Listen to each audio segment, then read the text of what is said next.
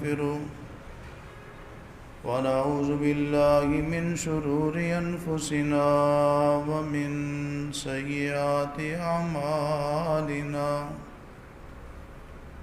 من يهده الله فلا مضل له ومن يضلل فلا هادي له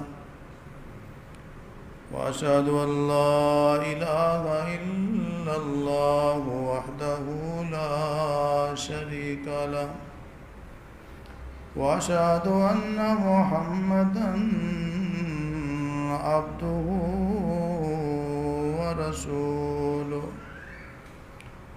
أما بعد فإن خير الحديث كتاب الله وخير الهدي هدي محمد صلى الله عليه وسلم وشر الأمور محدثاتها وكل محدثة بدعة كل بدعة ضلالة وكل ضلالة في النار. اللهم صل على محمد وعلى آل محمد كما صليت على إبراهيم وعلى آل إبراهيم إنك حميد مجيد. اللهم بارك على محمد وعلى آل محمد كما باركت على إبراهيم وعلى آل إبراهيم إنك حميد مجيد. اللهم انفعنا بما علمتنا وعلمنا ما ينفعنا وزدنا علما. سبحانك لا علم لنا إلا ما علمتنا إنك أنت العليم الحكيم.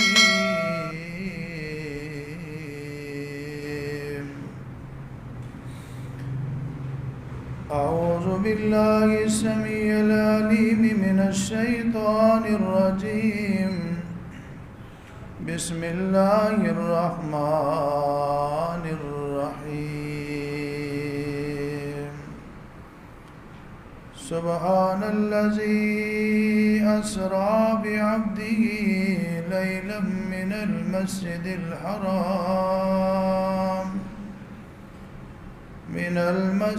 الحرام إلى المسجد الأقصى الذي باركنا حوله لنريه من آياتنا إنه هو السميع البصير. وقال الله تبارك وتعالى في مقام آخر: ومن يشاقق الرسول من بعد ما تبين له الهدى ويتبع غير سبيل المؤمنين نوله ما تولى ونصله جهنم وساءت مصيرا. ہر قسم کی حمد و ثنا اللہ مالک العلام ذوالجلال والاکرام، خالق کل کائنات، مالک ارض و سماوات، حاجت روا مشکل کشا، غوث اعظم، داتا دستگیر، پالنہار، پروردگار، لاجپال، غریب نواز، اللہ وحدہ لا شریک کی ذات گرامی کے لیے خاص ہے. ان گنت لا تعداد، بے شمار، بے انتہا، بے حد اور بے حساب درود و سلام ہوں، صلاۃ و سلام ہوں امام کائنات، سرور کائنات، رحمت کائنات، امام الانبیاء، سید الانبیاء، خاتم الانبیاء، اکرم الانبیاء، افضل الانبیاء، امام اعظم، قائد اعظم، مرشد اعظم، رحمت عالم، جناب محمد الرسول اللہ صلی اللہ علیہ وآلہ وصحبہ وسلم کی ذات گرامی پر اللہ تعالیٰ کی رحمت نازل ہوں صحابہ کرام، اہل بیت عظام، تابعین، تبع تابعین، محدثین، مفسرین، اولیاء کرام، بزرگان دین پر کہ جن کی محنتوں اور قربانیوں سے اللہ کا دین ہم تک پہنچا، اللہ کریم ان سب پہ راضی ہو۔ واجب الاحترام معزز سامعین کرام، آج کے خطبہ جمعہ کا موضوع اور عنوان یہ ہے: معراج کے تحفے اور شب برات منانے کے طریقے۔ دعا ہے کہ اللہ رب العالمین مجھے حق اور سچ بیان کرنے کی توفیق عطا فرمائے، سننے اور سنانے کے بعد اللہ رب العالمین ہم سب کو عمل کرنے کی بھی توفیق بخشے۔ آپ نے پچھلے جمعۃ المبارک کے خطبہ میں سنا تھا کہ اللہ تبارک و تعالیٰ نے اپنے پیغمبر کو باقی معجزات کے ساتھ ساتھ ایک معجزہ معراج بھی عطا فرمایا، جس میں زمینی سفر مسجد حرام سے مسجد اقصیٰ تک، اس کو اسراء کہا گیا ہے، اور پھر مسجد اقصیٰ سے 7ویں آسمان سدرۃ المنتہا، پھر جہاں تک اللہ کو منظور تھا آپ علیہ السلام کو جو سیر کرائی گئی، اس کو معراج کہا گیا ہے۔ اسراء اور معراج حالت بیداری میں جسمانی طور پر کروایا گیا ہے، حالت نیند میں روحانی طور پر نہیں کروایا گیا، اور اس کی تفصیل سفر کی آپ نے سنی تھی کہ آپ علیہ السلام کو اپنے گھر سے لے جایا گیا، جبرائیل علیہ السلام لے کر گئے خانہ کعبہ کے ساتھ، جو بیت اللہ شریف کی خانہ کعبہ کی بچی ہوئی اصل جگہ ہے جس کو حتیم کہتے ہیں، وہاں آپ کو لے جایا گیا۔ پھر آپ علیہ السلام کے سینہ مبارک کو ناف تک چاک کیا گیا، دل کو نکالا گیا، زمزم کے پانی کے ساتھ دھویا گیا، ایک ٹرے لائی گئی جس میں حکمت اور علم تھا، دین تھا، اس کو میرے سینے میں آپ نے فرمایا بھر دیا گیا، پھر میرے سینے کو سی دیا گیا، یعنی علم و حکمت کے ساتھ میرے دل کو بھر دیا گیا اور میرے سینے کو سی دیا گیا۔ پھر ایک سواری لائی گئی، خچر سے تھوڑا سا چھوٹا اس کا قد تھا، گدھے سے تھوڑا بڑا تھا، جس کو براق کہتے ہیں، اس پر آپ علیہ السلام نے سوار ہو کر یہ زمینی سفر طے کیا جبرائیل علیہ السلام کے ساتھ، یہاں تک کہ بیت المقدس مسجد اقصیٰ میں جا کر آپ نے انبیاء کرام علیہ السلام کی امامت کروائی، یوں امام الانبیاء ٹھہرے۔ پھر آپ علیہ السلام کی وہاں ضیافت کی گئی، مہمان نوازی کی گئی۔ یہ آپ نے سنا تھا پچھلے جمعہ کے خطبہ میں، آپ نے دودھ والے پیالے کو پسند کیا، شراب والے پیالے کو آپ نے پسند نہیں کیا، رد کر دیا۔ پھر پہلے آسمان پر، دوسرے پر، تیسرے پر، چوتھے پر، 5ویں پر، اور آپ سن رہے تھے جہاں پہ پچھلا جمعہ میں نے گفتگو کو روکا تھا کہ آپ علیہ السلام جبرائیل علیہ السلام کے ساتھ 7ویں آسمان پر پہنچے، جہاں پہلے آسمانوں کی طرح آپ علیہ السلام کو خوش آمدید کہا گیا، وہاں آپ علیہ السلام کی ملاقات کروائی گئی سیدنا ابراہیم علیہ السلام سے۔ ابراہیم علیہ السلام فرشتوں کے خانہ کعبہ بیت المعمور کی دیوار کے ساتھ ٹیک لگا کے بیٹھے ہوئے تھے، اور پھر انہوں نے جناب محمد الرسول اللہ صلی اللہ علیہ وسلم کا استقبال کیا، ان کے لیے دعائے خیر کہی، اور ساتھ آپ کی امت کے لیے ایک میسج اور پیغام بھی دیا۔ وہ میسج پیغام آپ نے سنا تھا کہ جنت کی جو مٹی ہے بہت عمدہ ہے، جنت کا پانی بہت میٹھا ہے، اور اس کی زمین بہترین ہے، لہذا آپ کے امتیوں کو چاہیے کہ جنت میں درخت لگائیں، اور طریقہ یہ بتایا کہ آپ کا امتی جب کہے گا سبحان اللہ، الحمدللہ، لا الہ الا اللہ، اللہ اکبر، اس کے بدلے میں اللہ آپ کے اس امتی کی طرف سے جنت میں درختوں کے باغات لگا دیں گے۔ امام الانبیاء جناب محمد صلی اللہ علیہ وسلم نے ارشاد فرمایا، 7واں آسمان ہے، 7ویں آسمان پر جب ابراہیم علیہ السلام کے ساتھ ملاقات ہوئی، بابا ابراہیم خلیل الرحمن نے میری امت کے لیے میسج اور پیغام دیا۔ وہاں تھوڑی سی دیر ہم ٹھہرے، یہاں تک کہ جبرائیل نے مہمان نوازی کا انتظام کر دیا۔ آپ فرماتے ہیں میرے پاس جبرائیل علیہ السلام 3 پیالے لے کر آئے، ایک پیالے میں شراب تھی، ایک پیالے میں شہد تھا، ایک پیالے میں دودھ تھا۔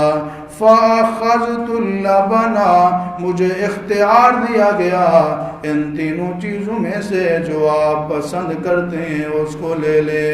آقا علیہ السلام فرماتے ہیں میں نے شہد نہیں لیا، میں نے شراب کو رد کر دیا، میں نے دودھ کو پسند فرما لیا۔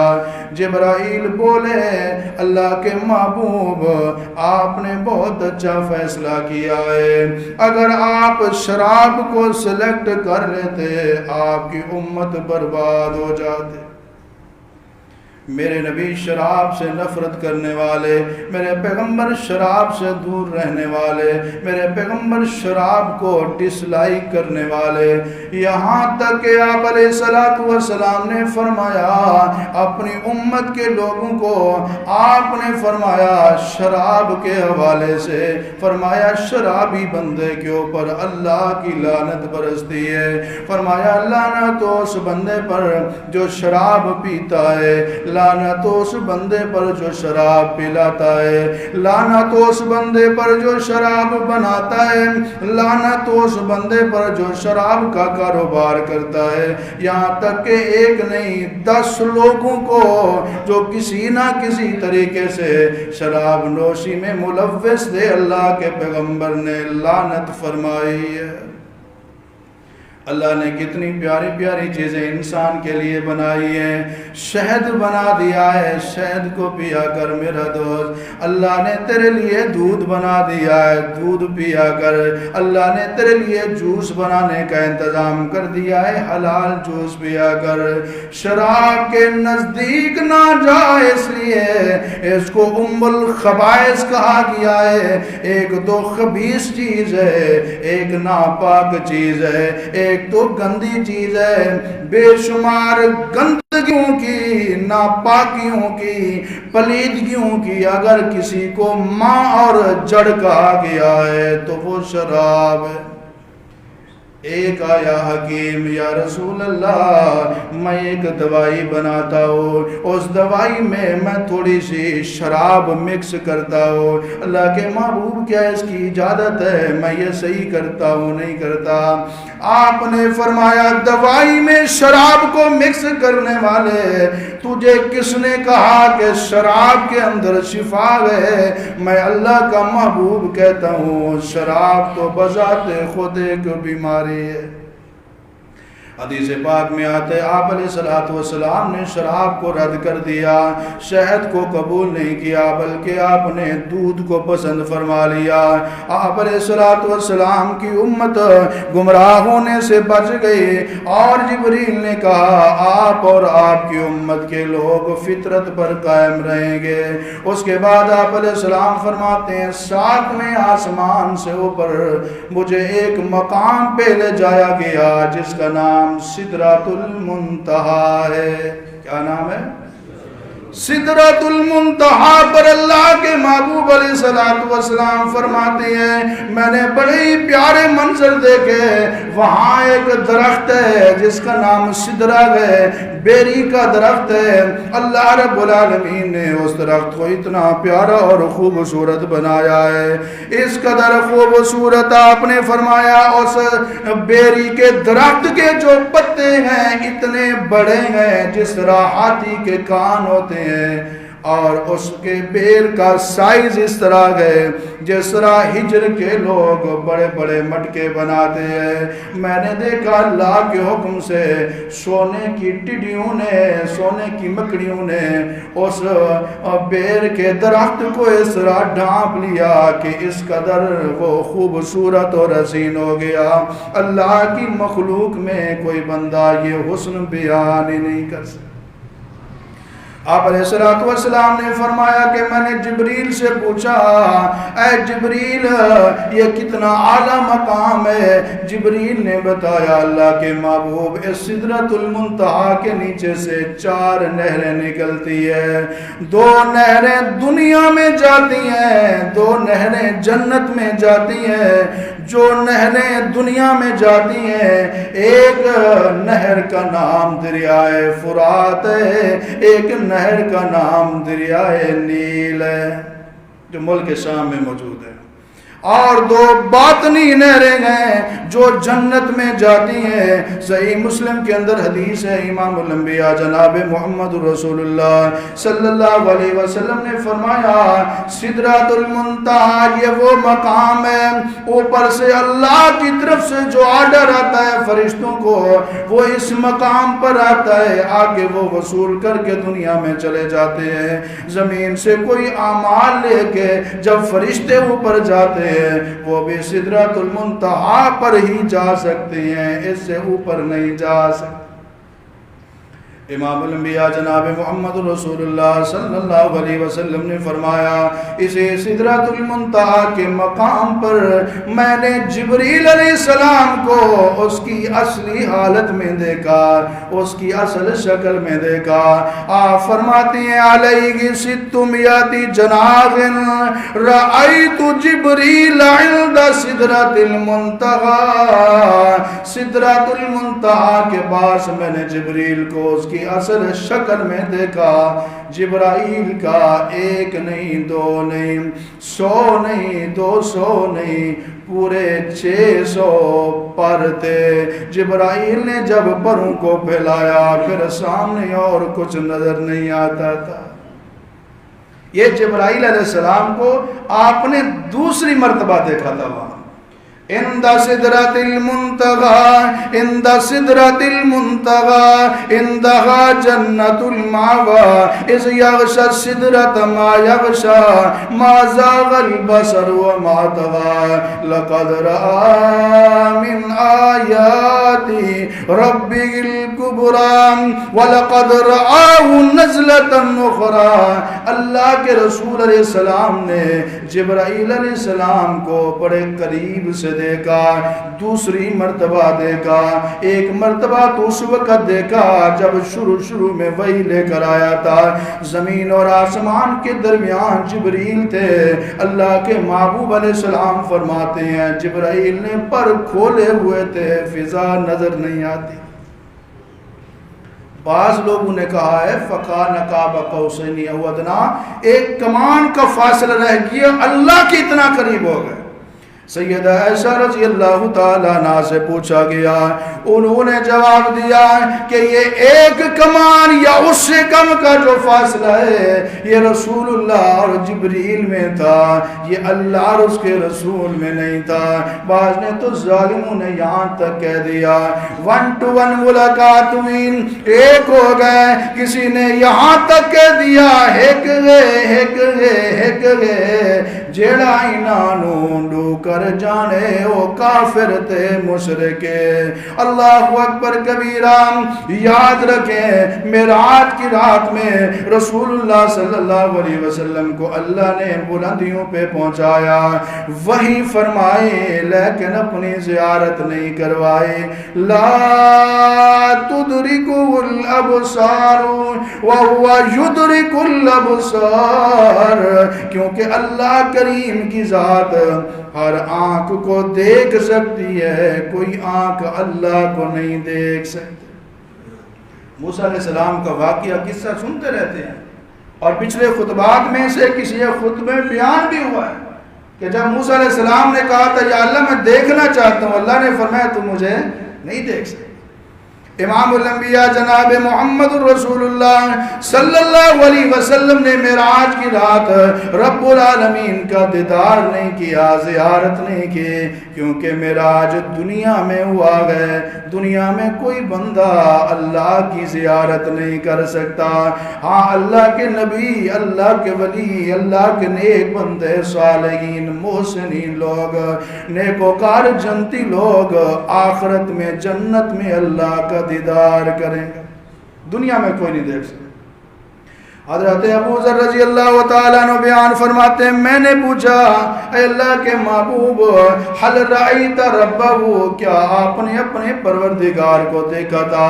آپ نے فرمایا نور انا راہو، اللہ کی ذات تو نور ہے، میں اپنی ان آنکھوں سے آپ کو اللہ کو کیسے دیکھ سکتا تھا؟ یہ حدیث مسلم شریف کے اندر ہے۔ آپ نے فرمایا اللہ کی ذات اللہ کے چہرے کے سامنے نور کے پردے ہیں، اگر اللہ ان پردوں کو ہٹا دے، اللہ کے نور کی روشنی کی تیزی کی وجہ سے کائنات کی ہر چیز جل کر راکھ ہو جائے، یعنی رب کو دنیا میں کوئی نہیں دیکھ سکتا۔ سیدہ عائشہ رضی اللہ تعالیٰ عنہ کا بیان ہے صحیح بخاری کے اندر، وہ فرماتی ہیں کہ جو بندہ یہ کہتا ہے ان محمد صلی اللہ علیہ وسلم رعا ربہ فی لیلۃ المعراج، معراج کی رات اللہ کے نبی نے اپنے رب کو دیکھا تھا، وہ بندہ جھوٹ بولتا ہے، وہ بندہ تہمت لگاتا ہے اللہ پر، کیونکہ اللہ قرآن کریم میں فرماتے ہیں لا تدركه الابصار وهو يدرك الابصار وهو اللطيف الخبير۔ اللہ ہر چیز کو دیکھتا ہے، اللہ کو کوئی نہیں دیکھ سکتا۔ ایک طرف قرآن ہے، ایک طرف حدیث ہے، حضرت اما عائشہ صدیقہ رضی اللہ تعالیٰ عنہ کا بیان ہے، حضرت ابو ذر رضی اللہ تعالیٰ عنہ کی گواہی ہے، رسول اللہ کا فرمان ہے، پھر بھی کوئی بندہ ضد کرے نہیں جی دیکھا تھا، دعا کریں اللہ ایسے نادان کو ہدایت عطا فرمائے۔ اللہ پاک قرآن کریم میں ارشاد فرماتے ہیں فَأَوْحَا إِلَىٰ عَبْدِهِ مَا أَوْحَا، اللہ نے اپنے پیغمبر کو اتنی بلندیوں کے اوپر بھی وحی فرمائی، زیارت نہیں کروائی۔ جبرائیل علیہ السلام کو صلالت میں دیکھا، سدرۃ المنتہا کے اوپر آپ علیہ السلام تشریف فرمائے، اور یہ بھی یاد رکھیے آپ علیہ السلام فرماتے ہیں پھر مجھے جنت میں داخل کیا گیا اور اس میں انتہائی عمدہ موتیوں کے محل اور کوٹھیاں میں نے دیکھی، اور آپ علیہ السلام فرماتے ہیں میرے ساتھیوں وہ اتنی پیاری کوٹھیاں تھیں، اتنے پیارے محل تھے، ان میں جو گارے کے لیے مٹی استعمال کی گئی تھی وہ خوشبوؤں کی سردار کستوری والی مٹی تھی۔ آپ علیہ السلام فرماتے ہیں جنت میں میں سیر کر رہا تھا، اسی دوران ایک نہر پر پہنچا جس کے دونوں کناروں پر اعلیٰ شان کوٹھیاں اور عمدہ موتیوں کے کبے بنے ہوئے تھے۔ میں نے کہا جبریل یہ کیا ہے، یہ کون سا مقام ہے؟ جبرائیل نے مجھے جواب دیا یا رسول اللہ صلی اللہ علیہ وسلم یہ وہ نہر کوثر ہے جو اللہ نے آپ کو عطا فرمائی ہوئی ہے، اِنَّا أَعْطَيْنَاكَ الْكَوْثَرَ فَصَلِّ لِرَبِّكَ وَانْحَرْ إِنَّ شَانِئَكَ هُوَ الْأَبْتَرُ، یہ وہ حوض کوثر ہے، یہ وہ نہر کوثر ہے جو اللہ نے آپ کو عطا فرمائی ہے، جس کے جام جس کے پیالے آپ اپنے چاہنے والوں میں تقسیم فرمائیں گے۔ اللہ کے محبوب فرماتے ہیں میں نے اس میں ہاتھ مار کے چیک کیا، اس میں کستور کی خوشبو مجھے لگے، اتنا پیارا منظر تھا، یہاں تک کہ اللہ کے پیغمبر فرماتے ہیں سدرۃ المنتہا سے بھی اوپر مجھے لے جایا گیا۔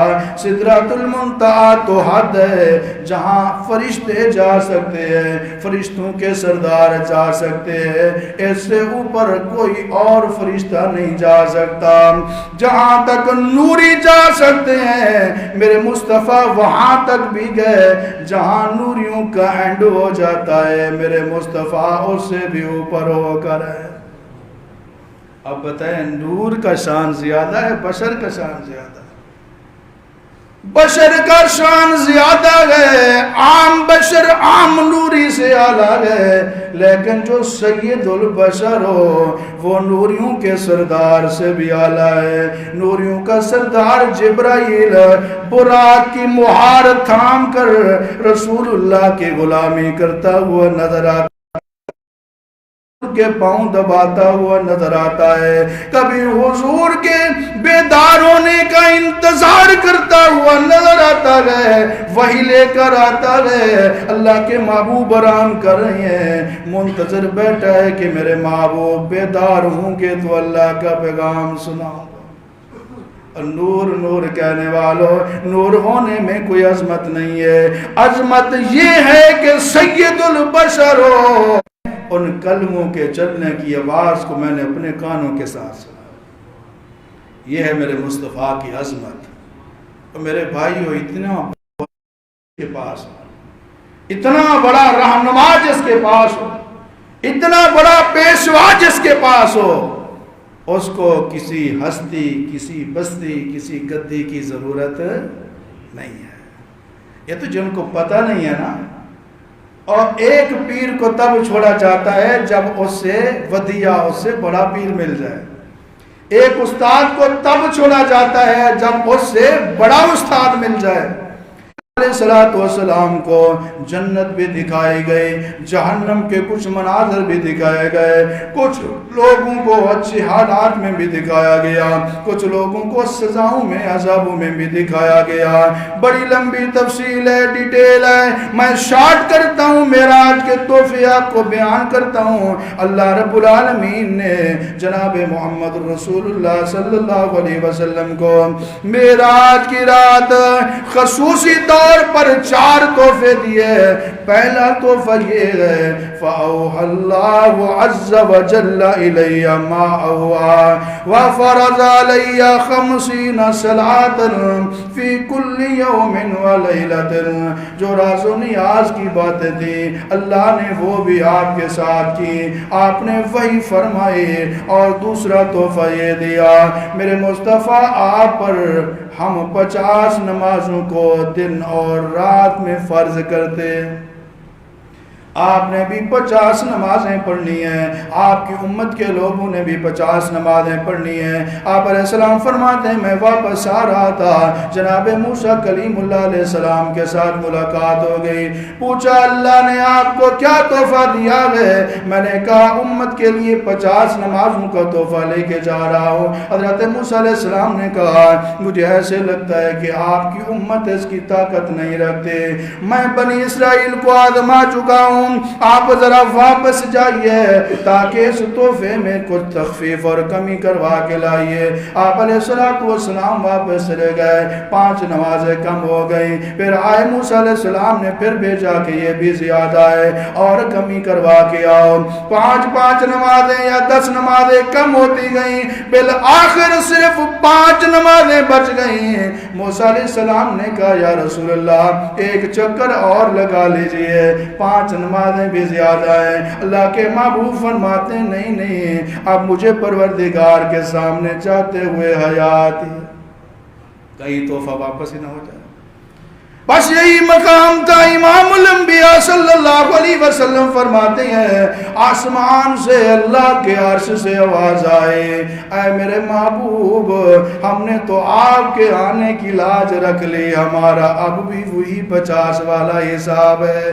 آپ کا امتی یہ 1 پڑھے گا ہم 10 کا ثواب دیں گے، وہ 5 پڑھے گا ہم 50 لکھوا دیا کریں گے. یہ معراج والا تحفہ اللہ کے پیغمبر علیہ السلام نے اس کی بڑی قدر کی ہے. کبھی آپ نے نماز نہیں چھوڑی. نماز بہت زیادہ اگر مجبوری میں جنگ کی حالت میں اللہ کے پیغمبر علیہ السلام سے 2 نمازیں قضا ہوئی فوراً آپ نے ان کو ادا کیا.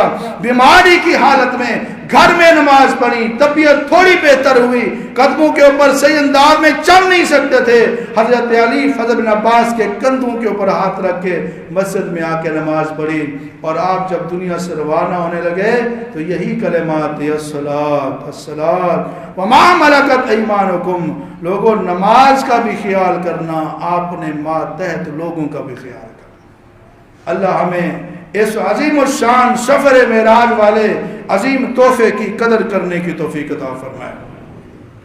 اس کے علاوہ رب العالمین نے دوسرا تحفہ یہ دیا، وہ تو آپ کے لیے تھا، آپ کی امت کے لیے تھا، یہ بھی آپ کی امت کے لوگوں کے لیے تحفہ ہے۔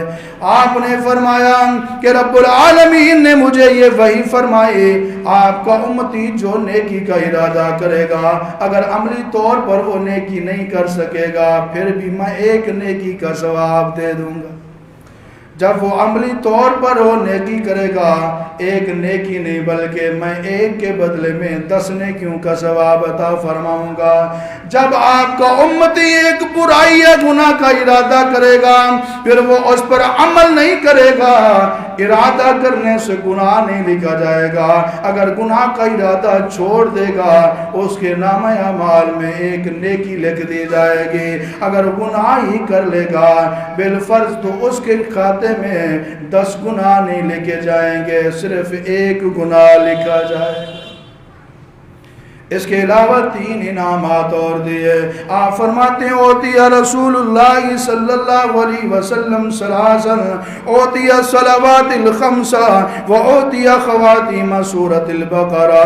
اللہ رب العالمین نے نماز کے ساتھ اور نیکی برائی والے اس خصوصی پیکج کے ساتھ تیسرا تحفہ یہ دیا، سورہ بقرہ کی آخری 2 آیات عطا فرمائی۔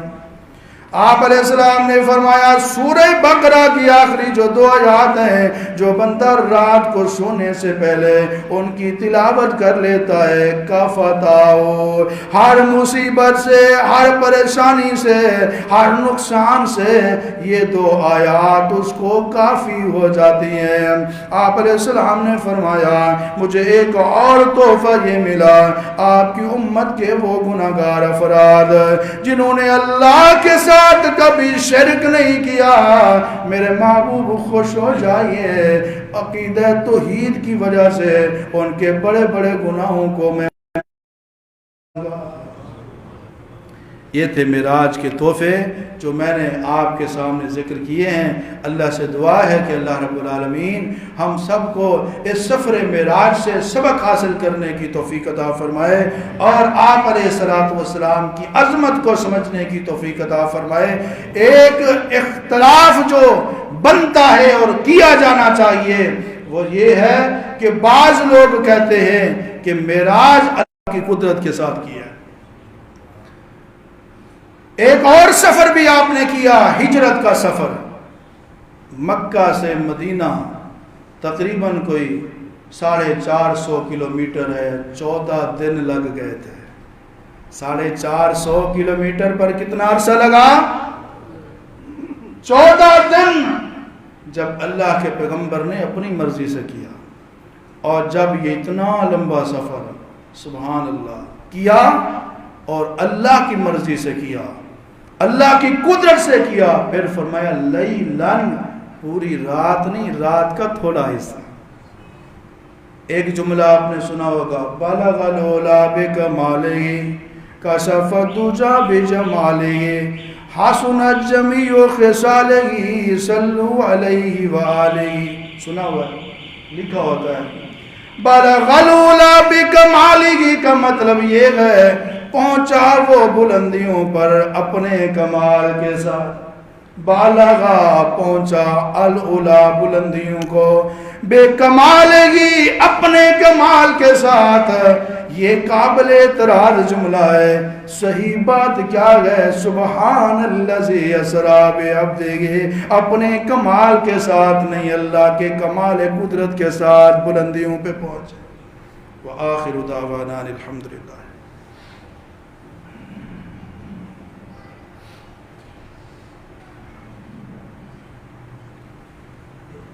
الحمدللہ نحمده ونستعینه ونستغفره ونعوذ بالله من شرور أنفسنا ومن سيئات أعمالنا من يهده الله فلا مضل له ومن يضلل فلا هادي له وأشهد أن لا إله إلا الله وحده لا شريك له وأشهد أن محمدا عبده ورسوله اللهم صل على محمد وعلى آل محمد كما صليت على إبراهيم وعلى آل إبراهيم إنك حميد مجيد اللهم بارك على محمد وعلى آل محمد كما باركت على إبراهيم وعلى آل إبراهيم إنك حميد مجيد.